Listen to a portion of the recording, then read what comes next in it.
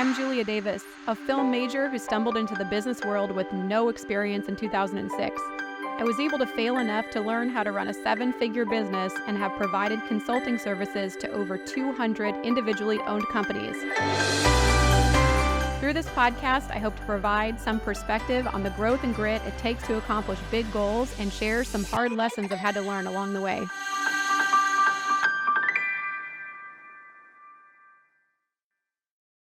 So today on the Growth and Grit podcast, we are here with Hetal Patel, who in under 40 years has owned, operated, and started his own psychology business, along with a lot of other businesses, including real estate and different ventures, with multiple streams of income, have been independently owned and through hard work. And I think being a lifelong student, which you'll hear in this podcast, he's really built an incredible business for himself. So thanks so much, Hetal, for joining us today and being a part of the podcast. I really appreciate your time. Thank you for having me. All right. So I want to get started with a story you told me on the phone the other day about growing up in a motel. So can you go into that a little bit, what that was like being a part and kind of living in that business? Sure. It wasn't a very typical upbringing, I would say. So my parents moved to California when I was 3 years old. We immediately started managing a motel on Hollywood Boulevard. And through the American dream, for an immigrant, they worked hard 24/7, saved up enough money to buy a 50% stake in a hotel that we then moved to, and also lived in the manager's quarters. So for me, it was experiencing them working 24/7. My dad managed, and we had some downtime, but typically they were on most of the time. My mom also had side jobs where she would work outside of the hotel. And for me, early on, I wasn't really exposed to doing any work. But, when I got into high school age, I would have to start doing some things, right? Help folding laundry if we, wash towels or sheets, vacuuming the hallways. Started to rent rooms to people and really interacting with them, doing reception type duties as well. My parents didn't expose me to too much. They wanted me to focus on my studies, but I still had to help out.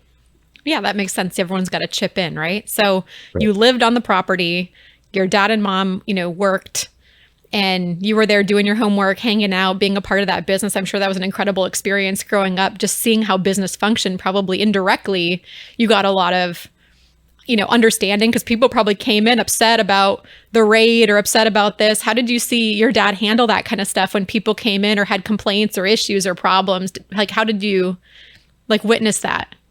Yeah, so it was amazing to watch my dad. Actually, I didn't know how much I appreciated it until now, or until the last 10 years or so. Prior to that, it was just normal. I saw my dad dealing with customers. He showed a lot of kindness, but we lived in a little bit more of a rougher neighborhood, and our clientele was a little bit rougher. So he had a very strict mentality, to keep everyone safe. So I was able to see that. I mentioned work ethic. I saw that, but I also saw a penny pinching side of him for the hotel, because we owned it. So learning to fix things, plumbing issues, the fuse panel, fixing, putting a fuse in the fuse panel, things like that I learned that I don't think I would have otherwise got. The interaction between a manager and a client, that was also something that I got to experience, not just being kind or whatever, but watching people haggle for stuff or trying to bargain a rate or whatever, and being able to be set in stone what we needed to have to run a successful business. Yeah, that's powerful. When it came to schooling, you said you were, studying a ton. You actually graduated from high school at 16 years old and then went to college. And what made you pursue psychology or psychiatry as, your profession? What inspired you to do that? It took a while for me to realize what I wanted to do. Through high school, I wasn't really sure, what I wanted to go into. Is by my senior year, my uncle, he's a physician, and he was part of this 7-year bachelor's medical degree program. It was a 7-year program, and he had completed that. And I thought, well, this is the way I want to go. So I had that interest in medicine late high school. I applied and I got into that program, but it's one of those programs that weeds people out as you go along. So they accept about 250 people in, and by the time you're done, there's only 32 people left. I made the first cut, but I didn't make the second cut. And at that point, I had to make a decision. Do I still want to pursue medicine? And I knew at that point that I did. You know, it was something that I wanted to do. At that point, I didn't know I wanted to be a psychiatrist. You know, I knew that I wanted to go into medicine. I had no idea all the different fields that were out there that might interest me. So I just had to kind of carry on and study.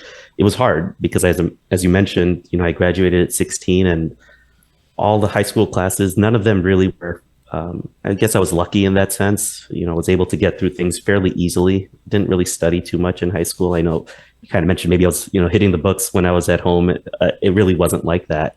And then I think it hit me really hard in college. I didn't have really great study skills. And that's something I needed to start to develop later on. And so you could have blamed a lot of people, right? Like when you didn't get into medical school, you probably could have become kind of sour and bitter and said, well, I wasn't totally prepared, or someone should have told me how to study, or, you know, you had probably a lot, you know, of reasons to blame anybody but yourself, but you didn't do that. You looked internally. So what made you that way to be able to look internally and say, what do I need to improve on in order to succeed here? I think like almost anything, if you have a small little a propelling into going into one direction, whatever it is, whatever value system, it makes it easier for later. I think I was generally okay at accepting responsibility without blaming others. But because I had a little leg up than, let's say, the average person, it made it easier for me later on to be more accepting of responsibility, which I think I am now. Like, I think I fully can accept responsibility, let's say 99% of the time, accept responsibility when it's something that's within my doing. Early on, I don't know if I would have necessarily said the first time around I didn't get into medical school, because I didn't get in the first time. I went and got a master's degree in public health, and then I got in the second time. That very first time around, I didn't blame anyone for my lack of study habits, but I don't know if I completely accepted responsibility that it was my own doing until the second time around. That was like, oh, wait a minute, I persevered, and I learned from that perseverance that, hey, it clearly was my fault, but it was something that I did afterwards. And you probably see a lot of people weed out through that process, right? I mean, it starts with a big candidate pool, and then it weeds out as it goes through and it gets harder and harder. What do you think are, if you had to say 2 to 3 main reasons why people weed out in the process, what do you think they would be? So in terms of perseverance, I mean, that, you know, there are so many obstacles and challenges along the way in terms of getting into any sort of graduate school. Study skills is number one, right? Like habits have to be there. There's a lot of people have natural ability, and that's fine. But the ability to actually work and hone in on any particular skill, whether it's a physical skill or an emotional or a mental skill, it takes a lot of work. Again, now that I'm a little bit older, I see that it's more and more clear to me, but at that age, it really wasn't. So there's perseverance, study skills. There's a little bit of luck into it. You know, there are a lot of people who have similar grades when you're trying to apply for grad school, and you never know which application is going to be picked. You know, if you just look at 2 applicants on paper, who's going to be picked if they're very similar? I don't know. I'm sure there's a little bit of element of luck in that. Yeah, that makes sense. So let's flash forward now. So now you have your degree, you're starting business. Something you told me that I thought was really interesting is instead of asking about the practice and how to do the job, you were asking more business-centered questions to your professors and people in college. So what made you do that? Like, why did you ask so many business-focused questions versus questions about the profession? Sure. Actually, that was more after I got my medical degree and I was in residency. So I had all these attendings, and at the institution where we were at, we had employed academic attendings, and then we also had private community physicians that would come in and round at the hospitals. And because I had done my master's in public health and health administration in particular, and now looking back, realizing the business side of things that I had already kind of started to accumulate, you know, with the upbringing that I had, again, a small little leg up on someone else helped me kind of shoot off into a different direction. So of course I asked my psychiatry questions that I would ask, wanting to learn about the field that I'm in. But I just took a natural inclination to learning about how does one bill for these services? What kind of setup does one need? What kind of support staff does one need to have their own business? And just kind of naturally, once I started asking one question begot another question, and it just kind of kept going forward. Yeah, absolutely. Do you notice that sometimes people in the field of medicine or in general, there's kind of two different directions that people might go. One type of person goes into the private practice and wants to build their own thing. The other one is happy just working for a hospital or, being employed by somebody else. Do you think that it takes like a different level of, student mentality kind of to do that? Or what do you think is the reason why people go in either direction? So, yes, the dichotomy is definitely there. A lot of people tend to take what appears to me the safer route, which is being an employee somewhere, which is not a bad thing. There's a lot of great parts about being an employed at a facility. Yep. The private practice world is not for everyone because there is an inherent risk in it. I've always been taught that as a physician, the risk is a little bit lower. Yeah, I'm lucky in that sense where if things don't work out, I do generally have I don't want to call it a fallback plan, but I'm able to, probably go find another position somewhere if things didn't work out. And I knew that early on. But there is that risk, right? And you have to have, I think you said that you said it in an earlier podcast, which I really liked. You have to make enough money for the learning curve. You said something along those lines. Yeah. And so I was fortunate, near the end of residency, I had started to save up enough money so that when I did start my private practice, even though it wasn't in an outpatient setting, when I started my private practice, which was in an inpatient setting, I had enough money to fall back on just in case things didn't work out. And let's hit on that a little bit because you invested in real estate, right? During residency, you started to just kind of build your own business because a lot of people leave medical school with huge debt, right? Yeah, so because it's very, very expensive to go through that. Can you give me an estimate of what it typically costs to go from undergrad to graduate school to medical school to residency? What type of debt do you see through that accumulation? And what advice would you have for someone going through that journey to pay that off quickly?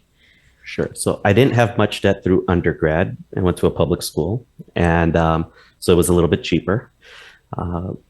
And my master's program also was at a state school, so it was a little bit cheaper. So I didn't have debt going out of that. But by the time I was done with medical school, it was $250,000. So yeah, it was a mortgage payment, right? Gosh, it's crazy. So fortunately for me, by graduated, I might be dating myself, but I had interest rates that were in the 2 to 3% range, and they were locked in at that rate. My fourth year of residency, so my last year of residency, I was able to moonlight. So I was able to double my salary, and I had the mentality that my parents had always taught me: just work hard, work hard, work hard, work hard. Before it was study hard, but now it's time for jobs. So work hard. I was able to double my salary, and in my fourth year of residency, I bought my first investment condo. It was in the 2008, 2009 time range. So it was perfect. It was a foreclosure. And after I was able to rent that very quickly, and I learned that I was making a significant return on investment doing that.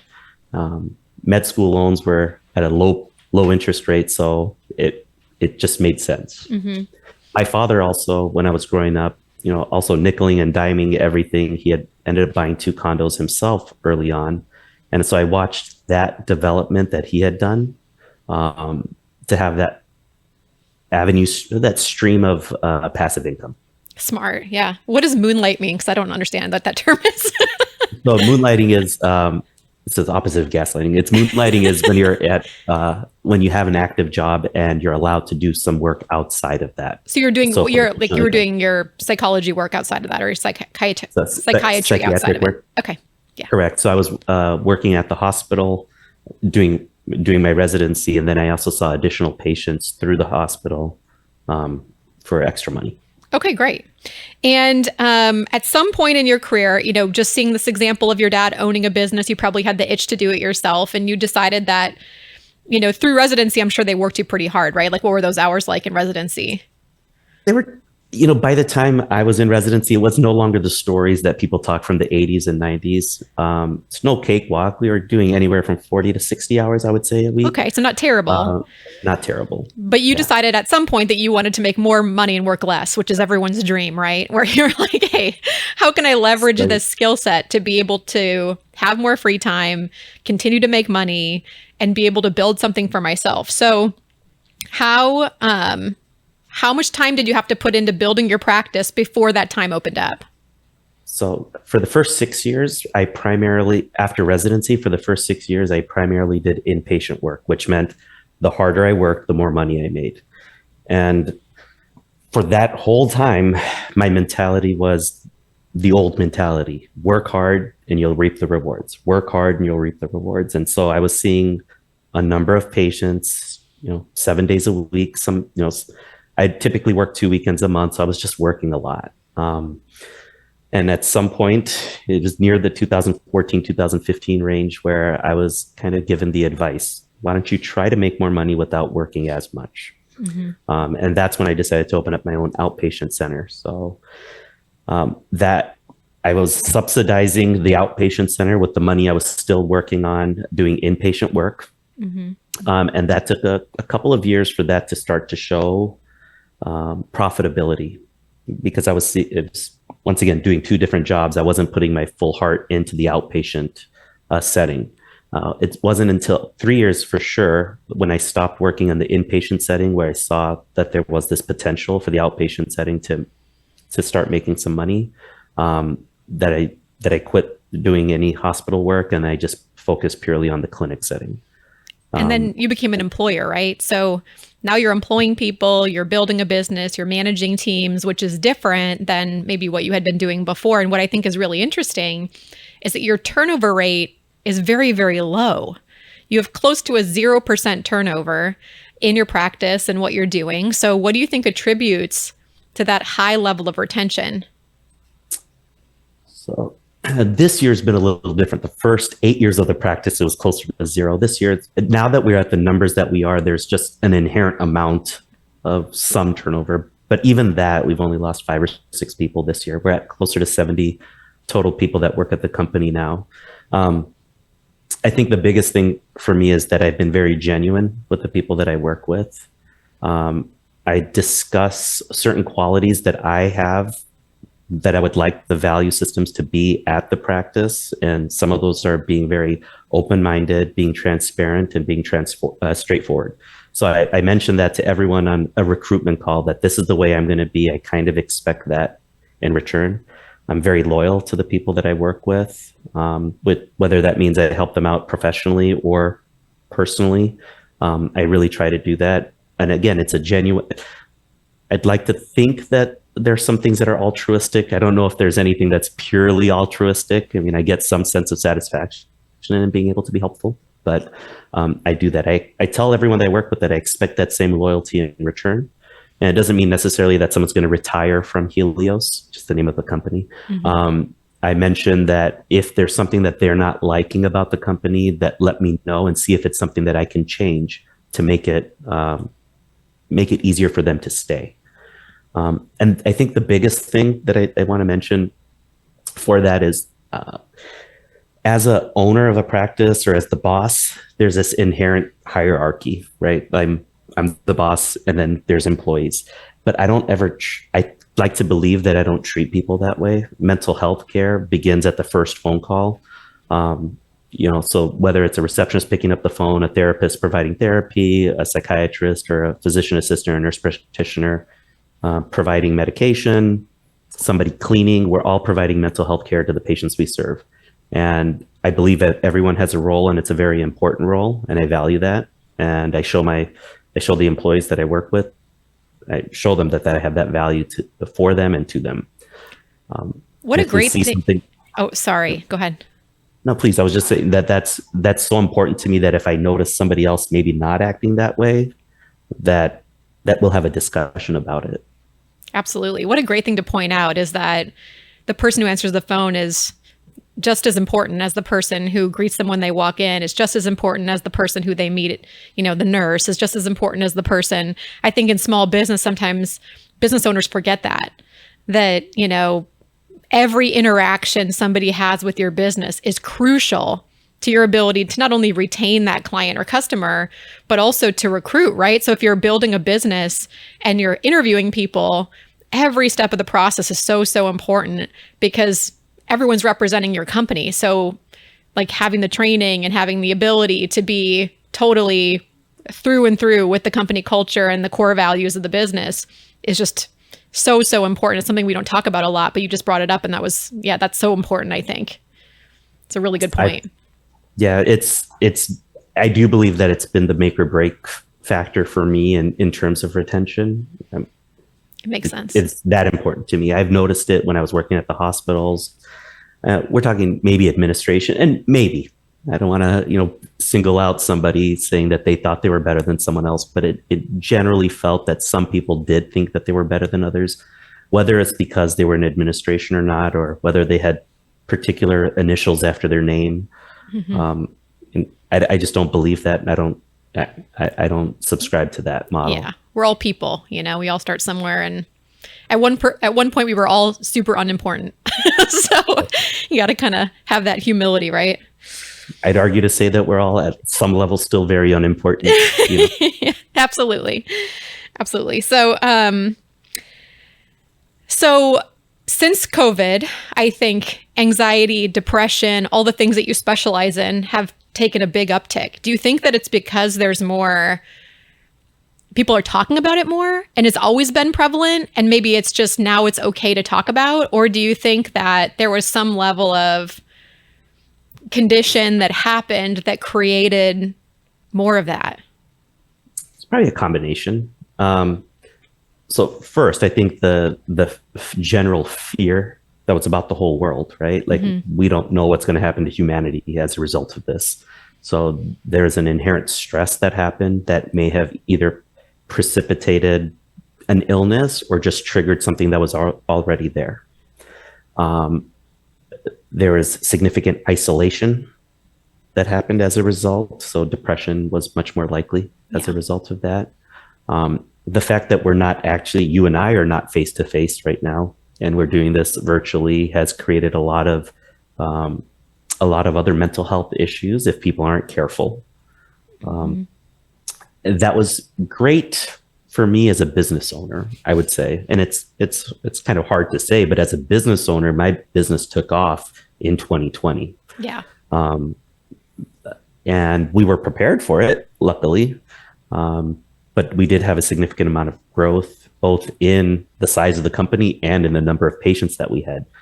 Fortunately, throughout the early parts of the pandemic, access to care became increasingly available. Like virtual care has dramatically improved the access to care for patients who need it. With a lot of social media interventions, stigma to mental illness has started to decrease as well. So asking for help has become easier and less shameful for people. So I think those are a lot of different factors that happened as a result of the pandemic. What advice do you have for, this is kind of off topic, but what advice do you have for parents, who are raising kids in this environment that is so different than how you and I grew up? How can we, what are some things that parents could do to protect their kids from unnecessary, problems in the future, worrying and, with depression and things? Because I think it's really high, especially in teenagers and college age kids. Yeah. So, I have two kids of my own, 15 and 11. And so discussing limiting screen time while also realizing that the way of the world is screen time. So that's a delicate balance. If I was to force my kids to never use a screen, they may miss out on other opportunities that were otherwise there. Right. But balancing that with saying, we really need to all have FaceTime together and not an Apple FaceTime, but like actual FaceTime. Sit down meals together or do things together. We play a ton of board games or card games with my kids. And then actually discussing symptoms of depression and anxiety that may be there, which is not easy it's not as easy, at least for me. I mean, I do this for a living, but it's a lot harder for me to discuss this with my own kids, depression and anxiety symptoms, but it's something that has to be done. I would say it has to be done. It also decreases, again, the idea that a symptom like that is shameful rather than it's something that's there and that can be addressed. Right. So, what advice do you have for people in business that might be trying to run a company, dealing with stress, dealing with anxiety, dealing with a lot of pressures, right? Because running a business is very challenging. A lot of days are not great. Maybe they're getting negative reviews online about their company, which is very stressful. And I'm sure you've experienced that as a business owner. What tips would you have for people currently running business to help them kind of stay focused and not go down like a negative spiral? So I can give my experience of what I do to answer that question, because, even I'm almost 10 years into owning this business. I don't know if I qualify myself as an expert at running something, but I can tell you what I do to help stay kind of grounded, keep my emotions in check. So every morning I pray. I try to meditate every day. I do a gratitude list every morning. I read some spiritual literature, and that's kind of my normal daily morning routine. Throughout the day, I talk to other people who are like-minded as my, whether it's in business or spirituality. Every evening, I make sure that I do a review of the day. I see how my day was, and if I forget to do it at night, I'll do it the next morning, and then I really kind of pray on that. Meditation has been really big for me. And the gratitude list has been really big for me. It helps me kind of realize how fortunate I really am. Right? When my focus, I guess this is a piece of advice maybe, but this is what I did. And this is an area where I noticed where my life starts to either stay on track or kind of deviate off of the beam that I want to be on. When I say things like, I'm so grateful that I have this, or I'm so grateful that my life is this way, God has been good. And I slowly start deviating from that to look how hard I've worked, look what I've accomplished. It's a slight deviation, but when I start giving myself the credit for the things that either God or all the other wonderful people in my life, what they've done for me, if I start to give myself credit for that, I start to run into problems. And by that, I just mean I'm just much more discontent. Also, when I start accepting responsibility, and we talked about that earlier, when I accept responsibility for all the things that are happening around me, while it might be tough in that situation, I'm just more content generally afterwards. So those are my experiences that I can maybe translate as advice to others. That's really good. Yeah, really great feedback. Can you tell us about a time that, you've really run into a huge challenge and your perspective on that, and how you overcame that? Like we talked about the audit thing, right? Like you got a really scary piece of mail. Can you tell that story? Yeah, sure. So my practice manager and my director of revenue cycles, I remember it was a Tuesday. I remember where I was in the office. They waited for me to finish seeing my patients, and they both come in, close the door, and like, we have something to talk to you about. I was like, oh my goodness, what's going on here? So they said one of the local insurance companies, we knew that there was an audit that had been run about 6 months prior. They said, we got a letter and we owe $250,000 back to the insurance company. And my immediate response was a little bit of a laughter, probably nervous laughter. And then I immediately, fortunately, it was that large of a number where I knew it had to be a mistake. It had to be. We run things on a tight ship. We code properly.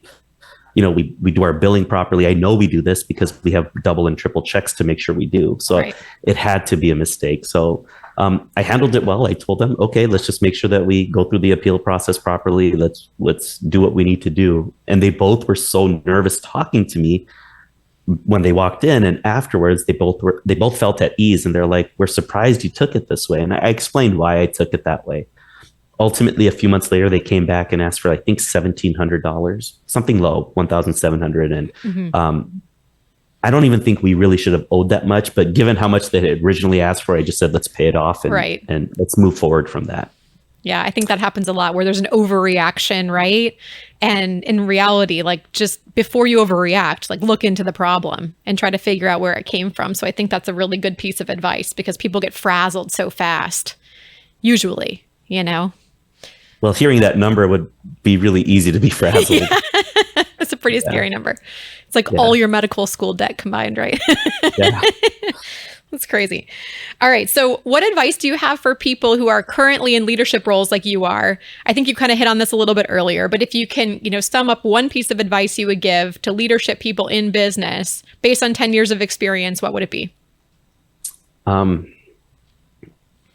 Yeah. So what I had said earlier about, whether there's a hierarchy. So as a boss, doesn't mean I'm a leader. Probably means I am if I've been in business 10 years, right? Mm-hmm. But with the leadership, I've had to do constant learning. My role just in life has changed over the last 10, 15 years. I mean, I've gone from, married to divorced to remarried. I've gone from a non-parent to a parent. I've gone from a resident to a psychiatrist to a manager to a supervisor to an administrator. All my roles have changed, and I need to develop leadership in any particular aspect of that role. But realizing that I'm no different than anyone else has been really big for me. I think my life really started to change the moment I did fully accept responsibility for my actions. Things really started to get so much better when I did that, and I gave credit to other people when things were going well, and took the blame or responsibility when things weren't. So I think that would probably be the biggest piece of advice. And how did, you brought up something, and I'm going to throw you another curveball, so I apologize in advance. But when you were going through some challenging life circumstances, how did you stay focused on continuing to build your business and coming through for the people who worked for you and all of that stuff when like your personal life was kind of maybe on fire sometimes? Because this happens a ton. Like no one has a perfect situation. So what advice do you have for that? Or when things go wrong personally, how can you still stay focused? That's actually an easy question for me to answer. I think about this all the time. The simple answer to that is when all else fails, help someone else. I know when I focus, and I mentioned this, like we have a management meeting every Thursday, and I told my team this just this past Thursday. If you guys ever notice me swaying away from my original concept, which is what can we do to help the most amount of people? If I sway from that and think, what can we do to earn an extra buck? Please call me out on it. When I focus on helping other people, money naturally just tends to follow that. And if money doesn't follow, I'm still very content.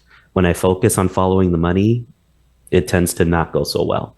So when things aren't going well, either personally, financially, emotionally, if I help someone else, usually things just turn around. That's great advice. I love that. That's probably my favorite piece that you've said the whole time, because you're right. I think if you focus on helping other people, you just naturally feel better about everything, because I don't know that there's any better feeling than helping. And that's your whole life, right? Your whole practice, your whole mantra. So that's amazing. Any other tidbits you want to add, to help the leadership people that are watching this video? Yeah, I would love to share something that my dad that he used to tell me, and I didn't really understand it when I was young. And he said it several times as I was, growing up. And in Gujarati, the dialect of Indian that I speak, it's Jagya Tarati Savar, which means when you wake up, then it's morning. And it's so amazing. Like I didn't understand that, but like when you realize something, the day starts over for you right then. And I just love that. And I've utilized that over the last several years, because I've had to wake up so many times over the last several years to the things that were happening around me. And then it's always a new opportunity. No matter what, there's always a new opportunity. That's a great piece of advice. I love that. Do you have any business books that you would recommend, or books on, psychology, or, is there anything that really stuck with you through your journey that you're like, this would be great if everyone would just read this? So as a business owner, one day I was at dinner, and a friend of mine, we were at the Cheesecake Factory, And it was in a mall, and one of our friends, it was a couple, and the husband ran. I thought he was going to the bathroom, and I share this story because it meant so much to me. He was gone for about 10 or 15 minutes. He comes back and he hands me a book. He ran to the bookstore to buy a book for me, and it's called The E-Myth Revisited, I believe.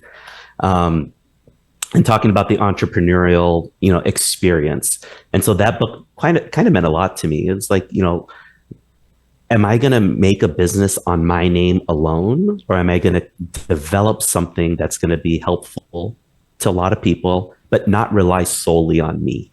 Mm-hmm. And I think that was really important for me to understand that concept. Personally, I really am a big fan of the law of attraction. So The Secret was really big for me. I love that one. So good. I know the ideas, sometimes people could say it's a little hokey or whatnot, but it meant so much to me. I recommend patients read it. It just changed it. It changed the way that I started to view the world. I agree. Right? I love that book. Yeah. It's a great one. And I think it's true. What you think about expands. Just like if you buy a red car, all of a sudden you start to see red cars everywhere. It's kind of the same thing what you focus on. Well, thank you so much, Hetal. I really appreciate your time today. And I think this is going to help a ton of people. I can't wait to get it out there. But the advice and feedback you gave on this podcast is going to be awesome. So thanks so much for your time today. I really appreciate it. Thank you. I'm really grateful to be given an opportunity to share my story. Yes, thanks so much.